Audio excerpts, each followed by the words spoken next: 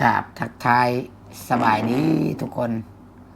สบายดีแล้วก็สวัสดี FC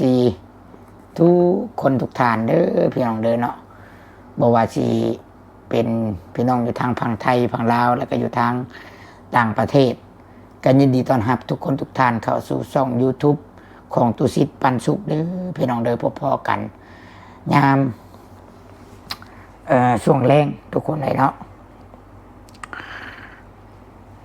ตอนนี้ก็เป็นเวลาอยู่3:30 3:00แรงพี่น้องเลยเนาะ มีข่าวอยากมาแจ้งทุกคนได้ว่าอยากให้ทุกคนรับทราบนำเนาะวันที่17ยังอีก3 มื้อก็เป็นวันเกิดน้องโมเน่น้องพี่น้องเนาะเป็นวันเกิดลูกสาวของตุสิทธิ์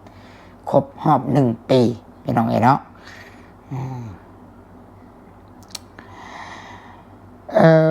จากสิว่าจังใดพี่น้องเรื่องนี้เรื่องที่จะออกมาเว้านี้เกี่ยวกับน้องแดงพี่น้องเนาะได้ข้อมูลบางอย่างมาได้ข้อมูลบางอย่างทุกคนเลยเนาะแต่ว่าสิเป็นเรื่องจริงหรือเรื่องเท็จเขาก็บ่ฮู้เนาะเขาก็บ่ฮู้ทุกคนเลยเนาะแต่สิก็บ่ฮู้ดอกแต่ว่า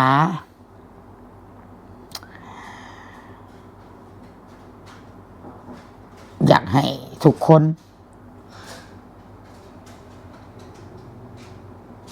ฟังนำกันแล้วก็ตัดสินนำกันเนาะด้วยความเป็นห่วงเป็นใยน้องแดงอะไรพี่น้องเนาะตามที่ข้อมูลที่ตุสิทธิ์ได้เนาะแล้วก็ขอย้ำก่อนเด้อว่าบ่ฮู้ว่ามันแท้บ่หรือว่าบ่แท้แต่ว่าได้ยินกับหูกับตาพี่น้องกับหูเนาะและตุสิทธิ์นี่มีหลักฐานอยู่มีคนโทรมาหาตุสิทธิ์เกี่ยวกับน้องแดงแต่ว่าเพิ่นบ่ประสงค์ออกนามออกชื่อแต่เสียงเพิ่นนี่ตุสิทธิ์ได้ยินแต่ตุสิทธิ์จะบ่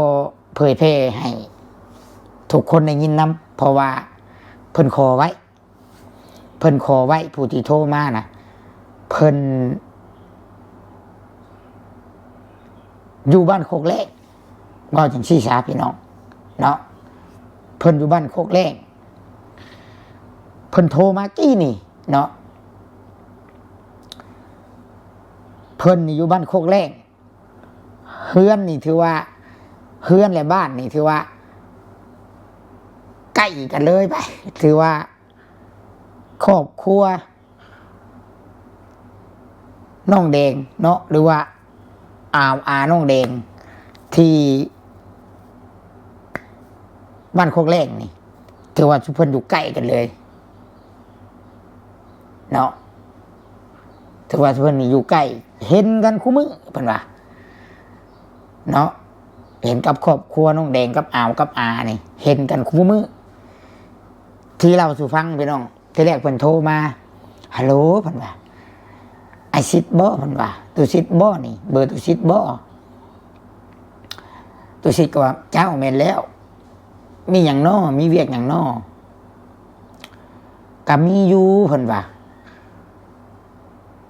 มีเวลาลมน้ำข่อยอยู่บ่เพิ่นว่าข่อยบ่ได้ขอความช่วยเหลือหยังเจ้าดอกว่าแต่มีเรื่องสิเล่าสู่ฟังเพิ่นว่าตุสิทธิ์ก็มีเวลาอยู่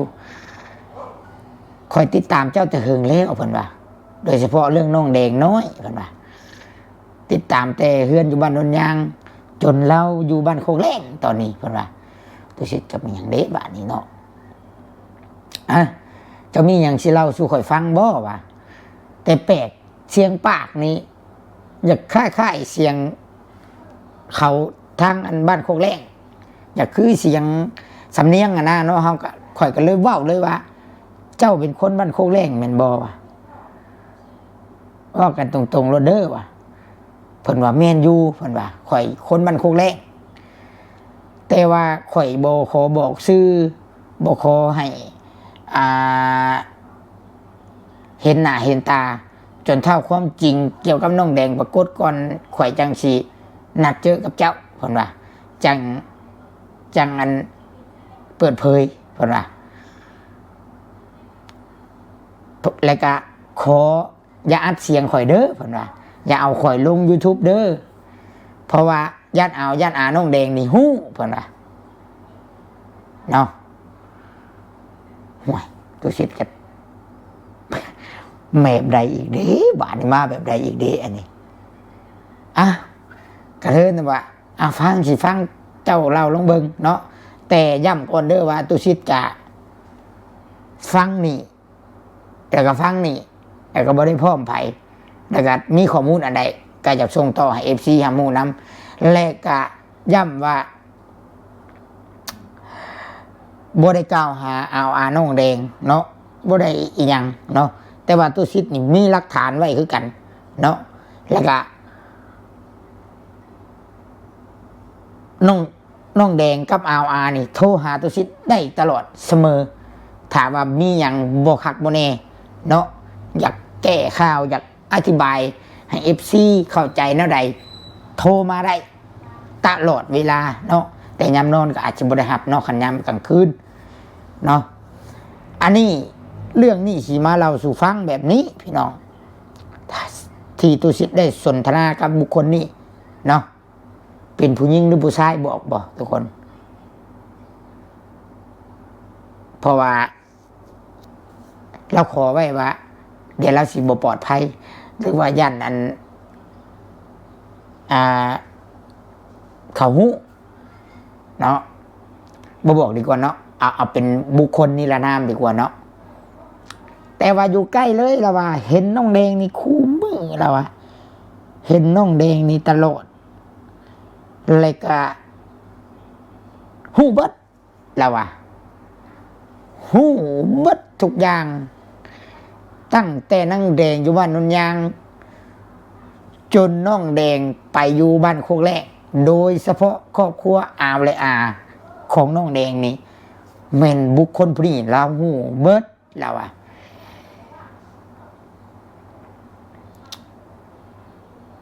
แต่ว่าย่ำเด้อว่าตุสิทธิ์บ่ได้ยังบ่ได้เชื่ออะไรกันยังบ่ได้ว่ายังแต่ว่าเราสู่ฟังเนาะเรื่องเนี่ยเราโทรปุ๊บเนาะเรามาแล้วก็หลังจากที่เราขอมาว่าบ่ให้อัดเสียงเราเด้อบ่ให้อย่างเราเด้อบ่ให้เอาลง YouTube เด้อเราบ่ได้ย่านเอาเพียงแต่ว่าเราก็อันนั้นแต่ว่าเราโทรมาด้วยความเป็นห่วงน้องแดงพี่น้องเนาะโทรมาปุ๊บก็บอกเลยว่าอันตุสิทธิ์บอกเอาน้องแดงเมื่ออยู่บอนเก่าแล้วสาเอานางแดงเมื่ออยู่บอนเก่าเฮือนเก่าแล้วสาเอานางแดงเมื่ออยู่บ้านนนยางสาเราโทรมาปุ๊บแล้วว่าแบบนี้ทำอิดห่วยมันก็เป็นไปได้ยากได้ข่อยว่าข่อยก็ว่าไปเนาะเพราะว่าข่อยโมเมนต์ญาติพี่น้องแล้ว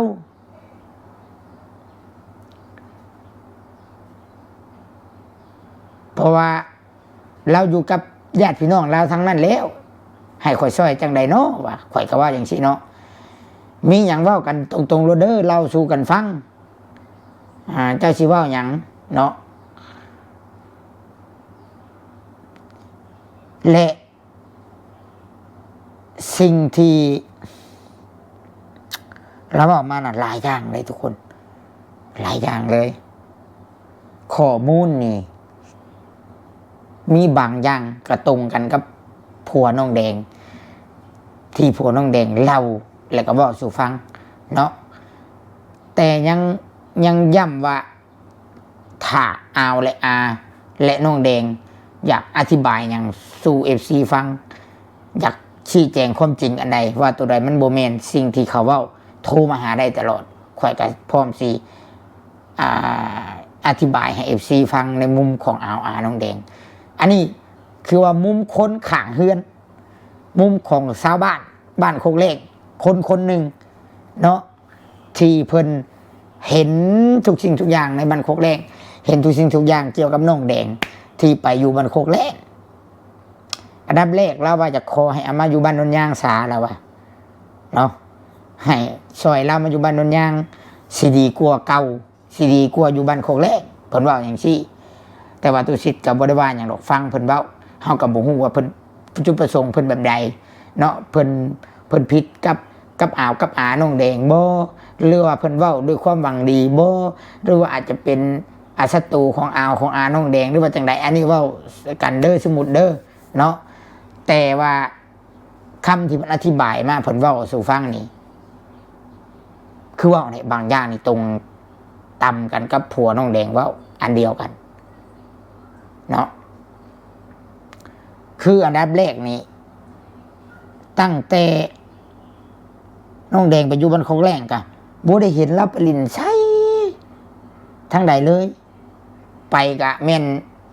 บ่ได้ไปผู้เดียวเนาะไปก็บ่ได้ไปผู้เดียวและแม่นอยากกลับมาลินน้ำญาติพี่น้องทางแม่เขาป้าบุญเนาะเขาอย่างเงี้ยอย่างหรือว่าเขายายจรนี่แม่นบ่ได้แม่นมาบ่ได้ขันมาต้องมาผู้เดียวกับบ่ได้มาขันมาบ่ได้มาผู้เดียวต้องมีหลานเล่าบอกผู้หญิงหลานนี่นะผู้หญิงพาไปหันมานี่ขับรถพาไปแดงนี่แม่นบ่ได้ขับรถเรื่องที่สองประเด็นที่สองก็คือเรื่องรถ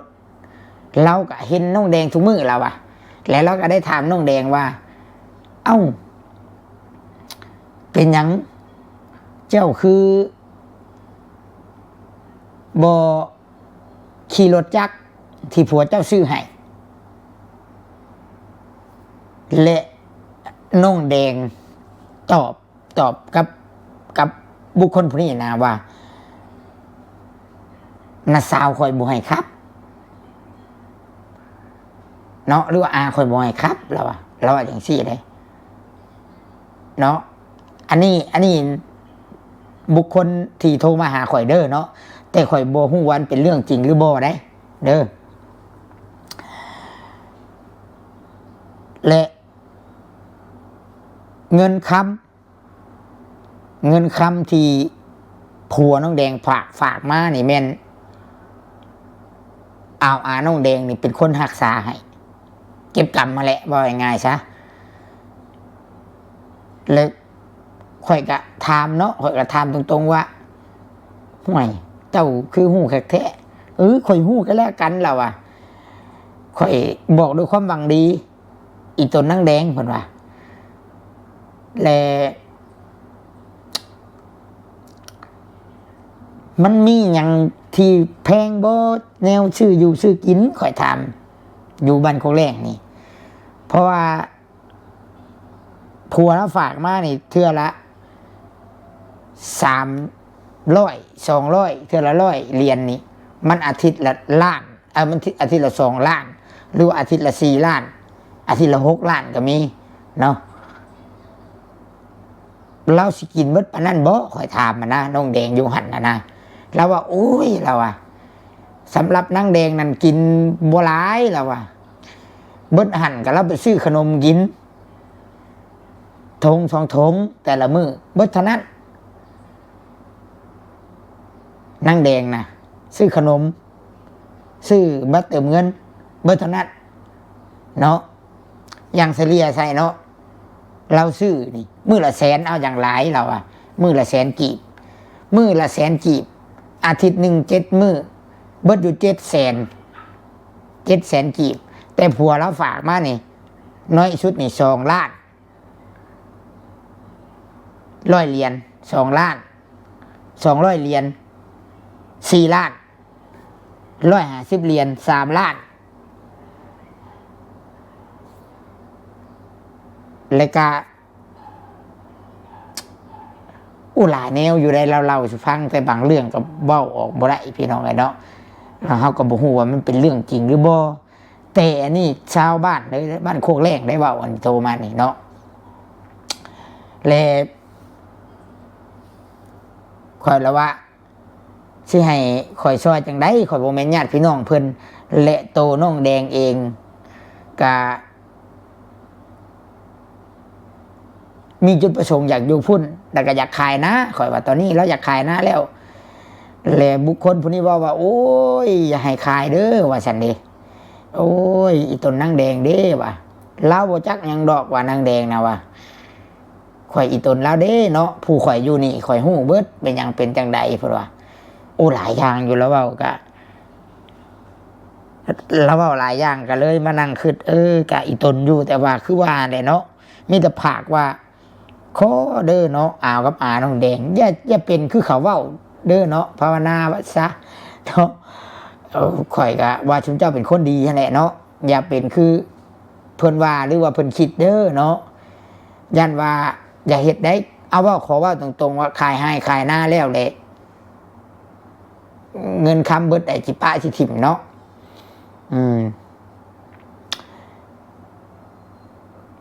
คือผู้ที่โทรมาบอกนี่แล้วก็เล่าละเอียดเบิดทุกอย่างตั้งแต่น้องแดงเฮ็ดดองแล้วก็ตกใจว่าเอาคือบ่เห็นตู้ซิดแล้วว่ะแล้วคดองนี่เงินคดองนี่100 ล้านเลยให้ป้าบุญนะแต่500,000เราก็ว่าสิได้ให้ป้าบุญนะ500,000กีบแล้วการเรื่องให้หน้านี่ป้าบุญนี่ก็บ่ได้อยากให้ขายแล้วอ่ะญาติพี่น้องทั้งแม่นี่ก็บ่ได้อยากให้ขายแต่ว่าทั้งนั้นน่ะอยากให้ขาย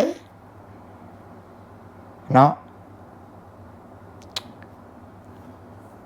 และปัจจุบันนี้นี่แม่นแต่ก่อนคือเอาหูเนาะเอาอาน้องแดงนี้เรา30เข่าขายได้แต่ก่อนแต่ปัจจุบันนี้เราบ่ได้เฮ็ดแล้วว่ะสะดวกสบายแล้วว่ะได้ลูกเคยรวยคนผู้นี้เว้านะคนนี้บ้านโคกแรงเสียงบ้านโคกแรงคักแน่พี่น้องเนาะแต่เราบ่บอกชื่อเราไหนเราว่าขอเด้ออย่าอัดเสียงค่อยออกในใจเขาก็จะอัดเสียงนั่นแหละเนาะแต่ว่าเราขอมาถ้ากันเป็นผู้ใหญ่พอแล้วก็บ่อัดหลายอันหลายอย่างได้มีอันหลายเรื่องหลายเล่าที่เราสู่ฟังนะแต่เบิ่งไปอีกสักก้อนเนาะว่าจะเป็นอย่างใดเนาะหลายอย่างอยู่ได้ตรงกันกับผัวน้องแดงเว้านี่หลายอย่างอยู่แต่ข่อยคอเว้าผู้เดียวนะคิดว่าอย่าเป็นคือเขาเว้าเด้อเนาะอย่าเป็นคือเขาเว้าเด้อเนาะสำหรับผักขอความถึงอ่าวและอายันว่าเราเบิ่งอยู่นะขอให้เราเป็นคนดีเนาะขอบ่ให้คือคนอื่นญาติหรือว่าคนอื่นเว้าอันนี้ก็ต่างฝากถึงเลยกับเตือนกันเนาะวันจะเตือนกันเพราะว่าจุดประสงค์ข่อยซอยน้องแดงตะกี้ก็เพื่อว่าซอยอยากให้วิทย์เบาร้อยเนาะเพราะว่าย้อนหยังจุดประสงค์กับยันเบาลอยเอาหน้าน้องแดงยันเบาลอยขายหน้าน้องแดงฮะแหละเนาะว่าตรงๆชี้ซะบ่อยากให้มันเกิดคือเพิ่นเว้ามีบางคนว่าวันนี้เชือกระปะจระเข้สินะเนาะ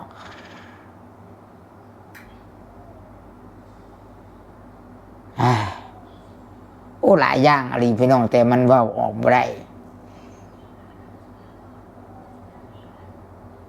น้องเขาก็มานั่งคิดมันถามมันเมนคือบุคคลผู้นี้เรานี่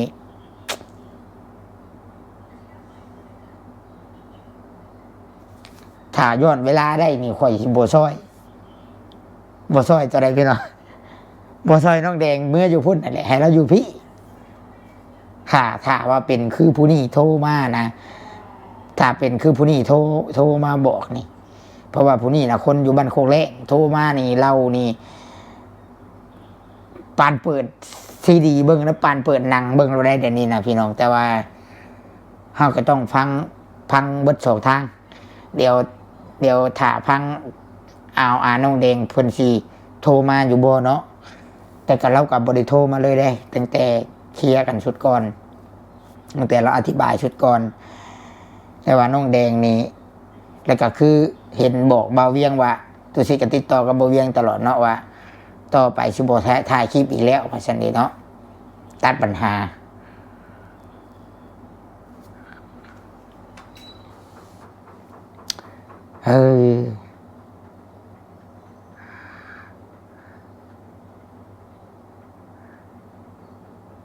เราก็ว่าผู้นี้อันโทรมานี่พี่น้องเราก็ว่าเราว่าผัวน้องแดงว่าทุกอย่างนะมันคือเรื่องจริงเบิดว่าฉันเองแต่ย้ำว่าข่อยบ่ได้เชื่อทั้งใดหรือว่าแบบใดเด้อข่อยคอเป็นกลางแล้วก็เล่าสู่ฟังพี่น้องเนาะในการต่างว่าเตือนสติญาติพี่น้องน้องแดงอะไรเนาะคิดว่าตัวใดที่ว่ามันเป็นของน้องแดงก็ควรไว้ให้น้องแดงเนาะควรเก็บรักษาไว้ให้น้องแดงคือถ้าหากว่าเรามีลูกมีผัวเนาะคือเขาบอกแต่ใดมาเนี่ยตั้งแต่เรายังบ่มีผัวตั้งแต่สวยเรานี่ถ้าเรามีลูกมีผัวก็ควรมีระยะห่างให้เราควรให้เราเป็นครอบเป็นครัวควรให้เราสั่งสากับลูกกับผัวแล้วเนาะมีหลายอย่างอะไรทุกคนเลิกก็หันก็มีผู้โทรมาเว้าสู่ฟังนี่เราโทรมาทางเบอร์โทรเลิกลงกว่านั้นอีกเนาะแต่ก็ย้ำว่าข่อยกับยังบ่ได้เชื่ออีหยังหรอกเพียงแต่ว่าได้ฟังแล้วมันก็ตกใจเพราะว่าโมเมนต์คนอื่นที่โทรมาเป็นคนทางบ้านโคกแรกข่อยก็ลายความหมายที่ข่อยตีออกมาเนาะหนึ่งอาจจะเป็นแคบ่เป็นแคน้องแดงบ่หรือว่าเป็นศัตรูกันบ่หรือว่าเขาอาจจะมีการบ่พอใจอย่างกันบ่เนาะอันนี้เขามองในแง่หนึ่งแต่มองอีกแง่หนึ่งก็เขาหวังดีกับน้องแดงแท้แต่เขาเห็นทุกอย่างเขาหู้ทุกอย่างแล้วเขาโทรมาเกล่าวมาเตือนมาบอกแต่ข่อยกับผากบอกว่าข่อยกับบ่ฮู้ความสิซอยเนาะข่อยกับบ่ฮู้ความสิซอยเพราะว่าข่อยบ่แม่นญาติพี่น้องน้องแดงและโตน้องแดงเองตอนนี้จิตใจเราก็อยู่นำทั้งนั้นบ่ฮู้ว่าทั้งนั้นดีหรือชั่วหรือจังใดแต่เราหายใจทั้งนั้นไปแล้วเนาะเฮาบ่ฮู้ว่าสิซอยจังใดคือเบาลอยเว้าแม่นความละกินยาต่างคนไข้มันกินบ่ได้พี่น้องเนาะจากความสิเว้าเบิดคำสิเว้าแต่สิ่งที่ข่อยฮู้และข่อยเข้าใจและข่อยฮู้นิสัยก็คือน้องแดงเด้อรับเป็นคนบ่เต็มร้อยข่อยกล้าว่ารถเต็มปากรถอยู่ใส่เล่าก็อยู่ได้ผู้ใดอ้อยเล่าได้เล่าก็อยู่หันคำว่าของเล่านี่มันแบบนี้น้องแดงนี่จำสมองเล่านะทุกคนสังเกตตั้งแต่เรามาอยู่น้ำยายจรเล่าก็ติดยายจรเล่าก็ยังอยู่น้ำยายจรบัดเรามาอยู่เฮือนเราก็จะอยู่เฮือนเราอยู่ผู้เดียวก็ได้บัดเราไปอยู่บนโคกแรงเราก็จะอยู่บนโคกแรงเราเป็นคนแบบอยู่น้ำไผ่แหละติดผู้นั้นแต่ว่าเราบูฮู้ดอกว่าผู้ใดเป็นจังใดคือจังใดกับเราน่ะเราบอกฮู้จักดอกเนาะว่าง่ายว่าผู้นี้โทรมาแล้วก็มีเรื่องหนึ่งอีกที่บอกว่ายันมูลยันมังเราเบิดโตว่าฉันเองจะบ่ทักความสิว่าเนี่ยตัวชิดกันเนาะเบิ่งกันไปบ่อยากตัดสินไผดีหรือบ่ดีให้เวลาเป็นเครื่องพิสูจน์ให้เวลามันทำงานเนาะอย่าฮู้ว่าเราเป็นคนจังใดกะมีแต่เวลาเท่านั้นแหละเนาะทำโตทั้งแดงเองสิฮู้ดีเองเพราะว่าโตทั้งแดงเราอยู่หันเนาะประมาณนี้แหละพี่น้องเนาะประมาณนี้ถ้าหากว่าข่อยเป็นญาติพี่น้องน้องแดงเด้อพี่น้องเด้อเราเป็นลูกกำพร้าเนาะพ่อแม่เราตายปลาเบิดข่อยจะถ้าขายหน้าเนาะถ้าว่าขายหน้าข่อยก็จะเอาเงินเอาคำหลานนี่เข้าธนาคารไว้พาหลานไปเปิดเลขบัญชีเนาะของหลานเองเนาะแล้วก็ให้เก็บรักษาไว้ เพื่อบ่ให้มันเหี่ยมันเสียเนาะช่องมากอะชื่อให้ชื่อหน้านะกะใช้ชื่อหลานแต่ว่าง่ายๆตอนนี้ทั้งผัวเล่าเนาะทั้งผัวน้องแดงนี่อาญานี่กะเราบ่อยากให้ขายนะเราห้ามเราบ่อยากให้ขายเราบ่พร้อมมึนขาพี่น้องไงเนาะอย่างเดียวแล้วกระทั่งป้าบุญตุชิตจะไปสืบไปถามมาแล้วเราก็บ่อยากให้ขายพี่น้องไงเนาะเราก็อยากให้ปะไว้หันเนาะ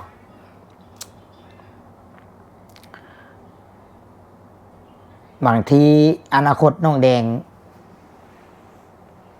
เราอยู่บ่ได้บ้านนั้นเนาะว่าไงว่าเราคิดฮอดทางพี่ยังมีทางอยู่สินะหักอ้าวก็แล้วแต่เนาะแล้วแต่เอาน้องแดงตัดสินใจ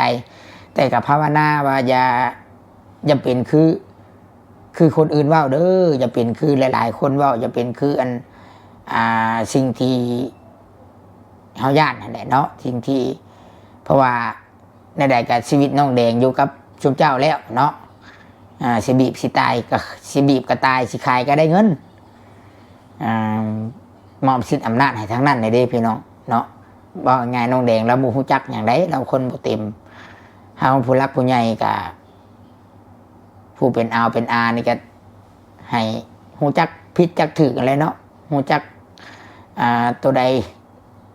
ควรเฮ็ดตัวใดบ่ควรนี่เนาะเพราะว่าลูกหลานเฮาก็เป็นเด็กกำพร้าว่าอันซะเนาะกับย้ำว่าข่อยกับบ่ได้คิดที่เชื่อทั้งใดหรอกแต่ว่าข้อมูลเพิ่นโทรมาเพิ่นบอกมาแบบนี้แล้วกันยังหลายอยู่แต่ข่อยบ่ตัดสินไผคือว่าไหนเนาะพี่น้องข่อยจะเบิ่งอนาคตผู้แหละเนาะว่าสิเป็นจังใดเนาะดีชั่วข่อยบ่ตัดสินแล้วดอกเอาน้องแดงนี่ให้เวลาให้น้องแดงโตน้องแดงเองเท่าโตน้องแดงเองเป็นคนเว้าไม่ยังก็ตามบัดนี้พี่น้องไงเนาะคนอื่นเว้ากับพังอยู่แต่กะถ้าน้องแดงเว้าเองช้าเนาะแต่ละเรื่องบัดนี้พี่น้องเอ้ยก็แต่ก็ขอบใจผู้ที่ส่งข้อมูลมาบอกเนาะแต่ว่าน้องแดงเราว่าเรามีความสุขอยู่เราอยู่พุ่นเด้อทุกคนเด้อสำหรับคลิปนี้ตัวชิดจะมีแต่ขออวยพรให้น้องแดงได้ดิบได้ดีเนาะได้ดิบได้ดีเบาหญ้าคือกันแต่ว่าเบาหญ้านี่บอกได้เลยว่าตอนนี้ใจเราออกแล้วพี่น้องเผื่อแล้วอาจจะเลิกกันเด้อกับน้องแดงเด้อแล้วอาจจะเงียบหายไปจะบ่ได้ส่งเงินส่งคำให้น้องแดงอีกแล้วเนาะจนกลัวว่าน้องแดงจะหนีแต่หันเราบอกแบบนี้แล้วโอเคพี่น้องสำหรับคลิปนี้ตุสิทธิ์จะได้ขอตัวจบคลิปหรือว่าลาไปก่อนพี่น้องถ้าหากคำบอกว่าจะอันใดผิดพลาดไปก็ต้องขอโทษขออภัยด้วยพี่น้องเด้อขอFCทุกคนทุกท่านอยู่ดีมีแห้งพี่น้องสุขภาพแข็งแรงพี่น้องขอลาไปก่อนพี่น้องสบายดี